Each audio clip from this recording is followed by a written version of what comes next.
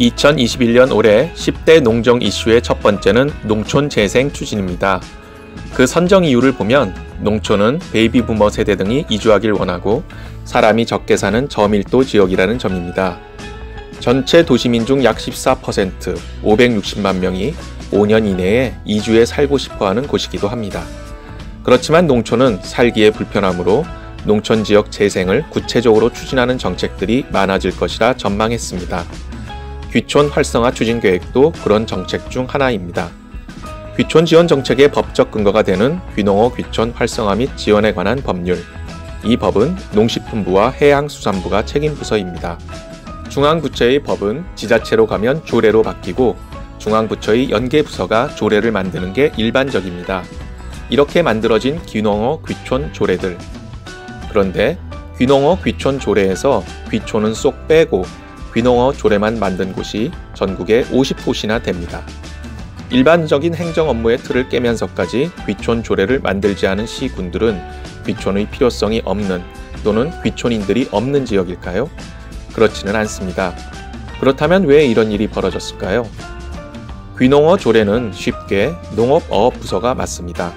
그런데 귀촌 조례는 선뜻 맡는 부서가 없습니다. 생각해보면 귀촌은 그 이유가 다양합니다.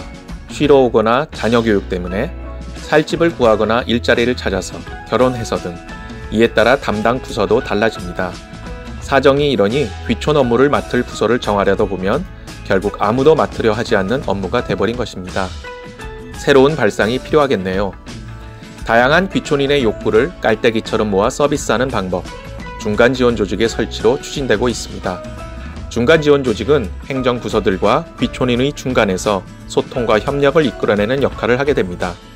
이미 적지 않은 지자체에서 귀촌지원센터라는 이름으로 필요한 역할을 하고 있습니다.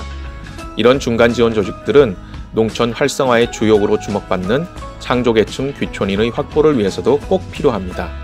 창조계층은 의미 있는 새로운 일을 창조해내는 사람들을 말하는데요. 지역경제 성장의 핵심 인재로 평가받고 있습니다.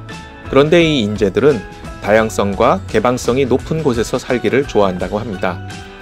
다양하고 개방적인 중간 지원은 칸막이 쳐져 있는 행정 서비스들을 융복합하는 농촌 활성화 플랫폼이 될 것입니다. 그런데 이걸 가능하게 할 귀촌 조례는 누가 만들까요? 역시 또 행정입니다. 다시 또 이런다면? 그래서 주민주도의 힘과 이 힘과 함께할 공정 귀촌이 필요합니다.